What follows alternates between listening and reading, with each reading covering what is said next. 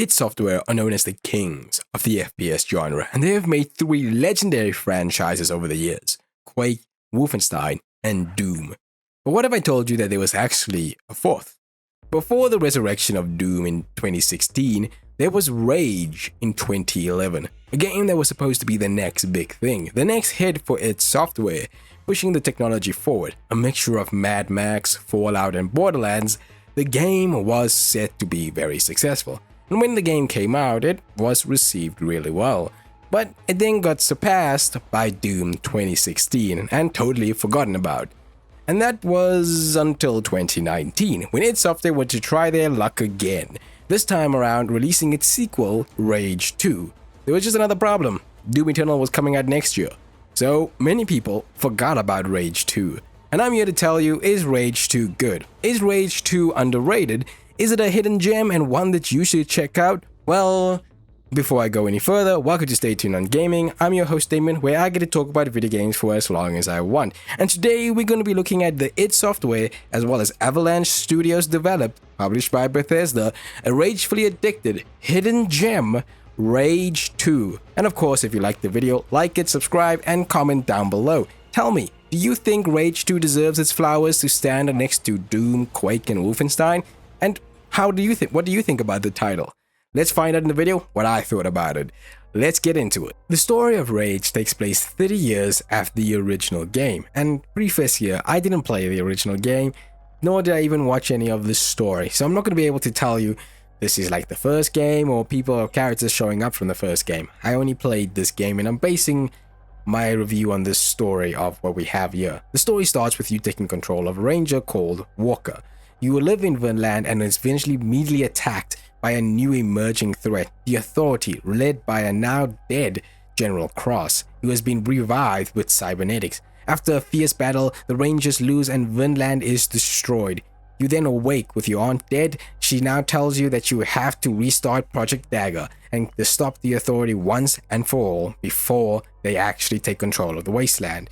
But to do that, you need to find 3 people who were part of it, meaning you have to scour the wasteland, find these people, help them with their problems, and once eventually get Project Dagger up and running. Once you do, you go ahead and take control of Authority before the wasteland becomes a graveyard.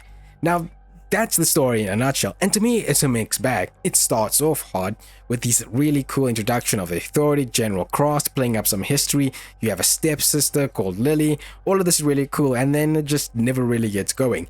Even when you meet all these other characters that's supposed to help you along the way, it just doesn't really go anywhere. And that's the biggest issue I have with this game. It's got a good premise, a good setup, some really cool, interesting characters, but it just never really picks up from there. It stays the same throughout. And this story is actually, for me, pretty short and pretty weak in every department. No character development, no real stakes, not even side missions that are interesting to introduce you to interesting characters. None of it. I mean, it's a bit of a shame because, like I said, it felt like there was something here, some personality, some real cool stuff. But Walker is bland. He's blank slate basically for you, and everyone else you meet is cool and interesting. They even have some cool intros, but you never really do anything with them, which is kind of boring. You know, it's just a vehicle to get you into the wasteland, and from there you make your own story, as they say, which is again okay, but the main story is actually pretty boring. And once you actually do all their missions and complete Project Dagger, you just basically go and deal with the Authority, and that's it. Which was pretty much boring. I was like, really? That's it? That's all we get? Quick, meet these missions, and then we just do Authority stuff, and the game is over. Like, Lily does nothing through the story, your stepsister, until, like, the end of the game, and where she just shows up, and you're like, well, where were you mostly throughout this story? You can't even really go back to Vinland and talk to her. She just doesn't really do anything, and all the other characters you meet are cool and interesting, but no delving into their backstory, no really cool side missions just for them. And when you finish the game, you just finish the game and you continue with the wasteland. Yeah, which is pretty freaking boring. The voice acting is fine, and the music is actually really good. Again, id Software knows how to make some really good music, and Rage 2 has some really good music. I especially love that main theme. It almost sounds like Doom Eternal a lot when I was listening to it. As for the graphics are pretty okay. Now, I was playing this on the PS4, so no PC version. I couldn't get the PC version to run for some reason. But on the PS4, the graphics are pretty fine. I like a lot of the color. I like the look of the game. I like all the different groups you meet. I love the weapons, and the vehicles look really well. As for the open world, it's a bit of a mixed bag there too. Again, this is a wasteland, and most of it is covered in sand, so there wasn't really anything interesting. And when you do get some green, like in the wetlands, there's actually a nice change of pace, and I like that you get to see the changes. It's not terrible, but it's not amazing as well, considering where we are now in video games. But I really like a lot of it, though most of it, will say, does look sometimes bland, but the injection of color and just trying to go crazy with it does really help the game, in my opinion, stand out from a lot of it. Granted, it's nothing like Doom Eternal when it comes to its graphics, but what is here is good and passable. But there is a lot of notable pop-in, sometimes things just don't load properly for some reason. I don't get it whatsoever. But overall, to say the story isn't really that memorable, totally forgettable, and just a vehicle to get you from point A to B, which isn't bad, but you could have at least done something super interesting. Side missions are also not interesting whatsoever, even though they give them these cool little side mission names. You really don't even get a conversation with who you're killing or anything like that. And worse, I think General Cross is probably the worst villain ever, because you only have the beginning conversation with him, then there's one mission where you kind of talk to him, and then you just show up at the end and you kill him. There really isn't any connection with General Cross except he killed your aunt, and that's it. Which is, again, very, very, very boring, and I just felt like you could have really done some more with it. Have some other villains, or have General Cross popping up here and there, causing you issues throughout, as the Authority causes issues throughout the Wasteland. Which, again, to each your own. Story's a mixed bag, graphics is okay, but music gets a high from me. Let's get into gameplay. Now, Rage 2 is your typical standard first-person shooter that has you running all over, shooting people with hardly any dodging, but it also has some vehicular combat thrown in there as well. And I have to say, the game is great, amazing. I love so much of the gameplay. Truly an underrated title that a lot of people do not talk about, but the gunplay in here is fantastic. id Software knows what they're doing when they're making FPSs, and it's no different here. If you played Doom 2016, this is kind of exactly like this, and if you played Doom Eternal, it's also exactly like this. Think of it as the middle ground between those two Doom titles, because again, this game was released between those two titles, and you get basically a sandwich of this game. It's much more faster in my opinion, and you get to have a lot more additions and fun with the enemies at your disposal. Case in point, the many abilities you get and the many guns you get. Now, the guns are actually pretty okay. You got the assault rifles, pistols, shotguns, but what additions you do get is smart rocket launchers, a revolver that can shoot slugs into enemies and you can detonate them manually, a grav cannon where you can shoot people with these darts and then fling them in the air or fling them off, but each gun also has like secondary additions to them, like the shotgun can turn into a slugs and shoot people off from a far distance. I really loved a lot of the gunplay in here. You're moving fast, you're dodging, you're shooting, you're hardly ever in cover, reloading, changing guns, changing from where it is, and the enemies do a good job of making you always a little bit on your feet.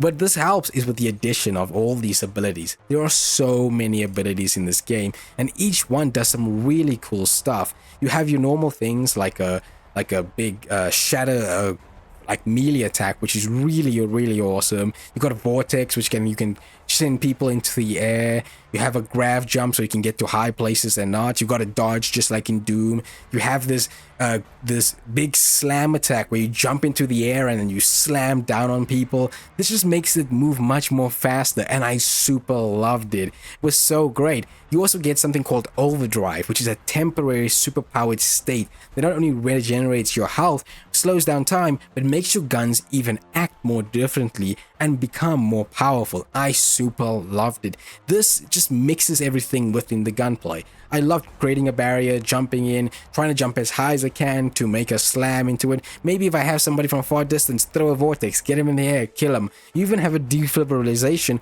where you can revive yourself if you do go down. And overdrive was always like the last ditch effort I have if I was going to die for anything. And that is really great. You can also couple this with the vehicle combat, and the vehicle combat is just as good as the gun combat in this game. Where the vehicle combat is you driving around, shooting people, it feels very fast, very fluid, your car you're using is really great, and there's a variety of vehicles. Your main vehicle will be called Phoenix, and this is the vehicle you can upgrade and change little things into it. I really like this. This was really awesome. What's great as well is that you can heal your vehicle at any point in time. You don't have to go to like a repair store or a garage, even though they do have it in this game. I just loved it. But you can also find a variety of other vehicles, giant monster trucks, short bikes, a nice little dune buggy, heck, even mechs, and of course my favorite vehicle, the Icarus, which you can just fly around the whole map with, which is the best vehicle in the game, bar none. You can fight me on it. I love it. That was just so much fun. I loved flying around with the Icarus. It was so much fun. But what again, this is an open world game, and how the heck are you going to explore this world? Well, like I said, you explore with the vehicle combat, but there is a lot to do in this game, which is both a good and a bad thing. Arcs are going to be the most important thing for you in this game, as it not only helps you unlock these cool abilities like Vortex, Slam, Shatter, all these various stuff, so you'll be going around looking for these arcs that are always hidden, and they're always giving you something. You never know what you're going to get in the arc, but once you do find all the arcs, which I believe are like 12 in the game, they actually allow you to play. And the good thing is, and the cool thing is, you can get these arcs whenever you want, or you can decide not to get them whenever you want. I decided to just get them because they gave you all these abilities, so it always was fun to fly around. Now, like I said, the game has a lot to do. You got bandit pit stops, you got roadblocks, bandit camps, mutant dens, you have authority sentries, you've got so many things to do, which I think is cool. I think this is a nice variety in what you can get.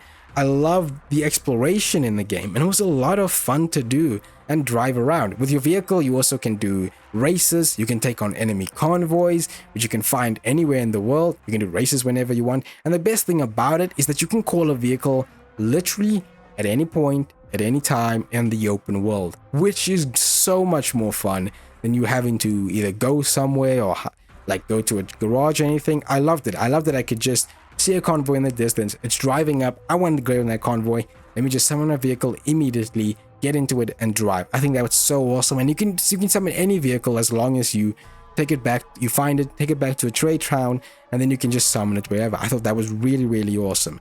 Now, there's a lot to do in this game, and I don't know how I feel about it. Like I said, variety of stuff, but they don't really play out any differently. Every single one is kind of the same. You run into a freaking mutant camp or enemy camp, you shoot them all down, and then immediately afterwards you're gonna start looking for storage containers, data pads, and arc chests. That's basically it. Every single time you finish it, it's another 5 to 10 minutes looking for storage containers, looking for this, looking for that, because you can't actually complete the area or this certain section until you find these storage containers and these arc chests, which is kind of annoying in my opinion, because I just wanted to have a check mark on the menu. Now, the leveling up stuff is actually pretty cool in this game. You have these things called ferrite, which basically is going to be used to not only level up your guns, but to also level up your abilities as well. Arc checks also allow you to get leveling up for your weapons, and other stuff that get you level up for your abilities. Each one getting weapon mods or these arc mods that you need to get. You can also level up your vehicle, and of course, the 3 people you do meet actually have projects for you, and meeting these people and unlocking their projects is actually really important, as they can change a lot of stuff. Having you hold more health items, having you hold more grenades, making them more powerful. There's so much ways that you can level up and make this game. What's great is that you can decide to do it however you want. Which products you go for, you can find them everywhere. And I also like the detail of talking to people in the open world. Like I said, the side quests in this game aren't really that amazing. You just talk to somebody, which I feel is very organic, and then from there they give you a side quest, and that's it. You finish the quest, and you never even really have to go back and tell them, hey, I finished the quest. You can do it if you want to, but you really don't get anything for it.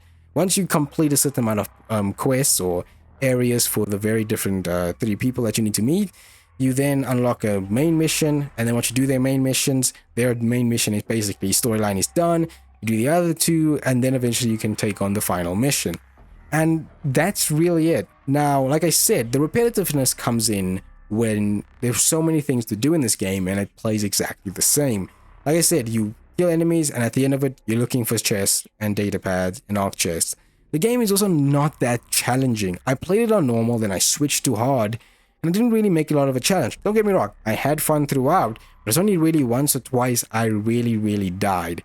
I didn't like the authority sentries. I thought they were dumb, big bullet sponges that did so much damage for no reason. You were always trying to cheat to beat them, like always trying to figure out a way to cheat and beat them, which I felt didn't need to happen, didn't need to be there.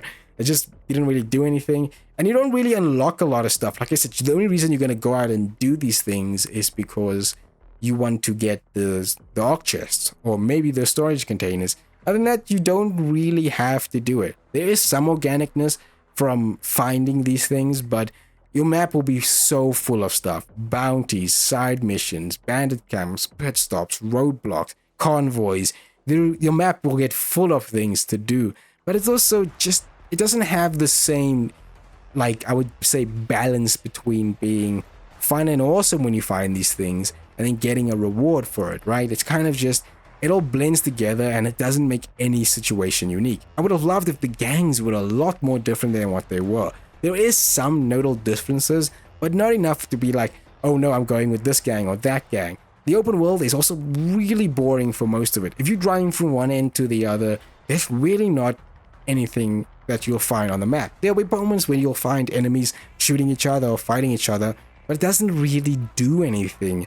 They mostly just shoot and fight each other, and if you don't get involved, you don't get involved. There's no random encounters.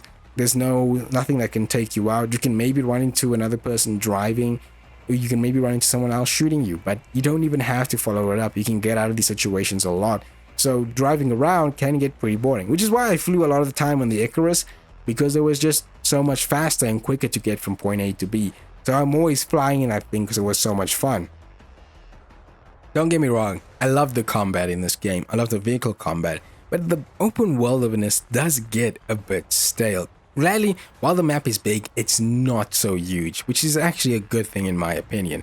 I mean, there are challenges you can do in this game, but they don't really do much for me. There was races you can do in this game, but I think there's only one race you can do, and you can only play with another car, which is a bit of a shame. And that's really all it goes into. I just felt that to make me want to play this game over and over and over again, as there is a New Game Plus mode and even an Iron Man mode, I just felt like there was no need to go over and over again and play this from start to finish once again. Even with New Game Plus mode, I felt like there was no need to do a New Game Plus mode because the game that I had is not going to change in the future. I mean, even fighting bigger enemies, like these big mutants and these big like monsters and mech stuff that you fight, very repetitive and all play exactly the same way. Shoot them in the middle of the chest, open up the sides, shoot them. The mutants jump, throw stuff at you, shoot them, go around. But the combat is fast, fun, fleeting, and really makes you just always want to shoot things down. That's one thing I will say is the brunt of it. Lastly, I do want to talk about some bugs and glitches and some annoyances I had. First of all, I had one major glitch, which I found out is actually a big glitch in a lot of people's playthroughs. Now, this all has to do with the last mission, or the second to last mission, where it bugs out, where the game literally doesn't load the last mission, and you can't do anything to load this mission. This happened to me, and it could happen to you too. So in the second last mission that I did, I had to take down a copy of General Cross, one of Dr. Carver's missions. And first of all, the game kept telling me it was corrupt my PlayStation. But after switching it off and letting it cool down, it eventually finished out the mission. I immediately saved because it happened like 3 times. Right after that, I did a manual save. I got out, I started to fly around, and I mistakenly went off map because I was going to the final mission. And when I went off map and came back, the mission was gone. It didn't load, and it wouldn't load even after I did autosaves and I was dying over and over and over again. It just didn't load. And I got pretty scared because I was like, I can't get to the end of this game. Luckily, I went back to my manual save, loaded it up, and the mission popped again. So do be warned, do a lot of manual saves in this game, especially around when you're getting to pop the Lost Authority mission for everyone. Do a manual save, because I find that a lot of people have this problem where the final mission just bugs out and you can never fix it. And apparently this is not only on the consoles, but on the PC version as well. Lastly, for the PS4 version of this game, the menus suck. It totally sucks. And I don't mean, oh, the menus are really good and they look good. They all look good and they play fine. The problem is the menus loading sucks. It takes like every single time a minute or two to switch between tabs on the menu. Sometimes it completely bugs out and you can't even, you have to wait like 2 minutes before you finally get into the next tab. Sometimes it bugs out so much you can't even move to see one thing where you're going. I tried to spend so much less time. I didn't want to be in the menu, which is problematic because the only way you can level up and call cars is to be in the menu. I tried so much not to be in the menu because just trying to look at something could take you 2 minutes just to switching from the map to the log, which can take you 2 minutes because you're looking at, then going to the log, which can bug out because you're trying to click on it, doesn't want to click on it, doesn't want to make you to go in, then you go out, go back in, and only then can you finally look at what the hell they're trying to tell you. This can happen everywhere. It happens on every tab. You get into the opening them and seeing the map, that's fine. But switching between tabs and doing that, it's terrible on the PlayStation 4. Just note that. It's really bad. They never patched it. I don't know why.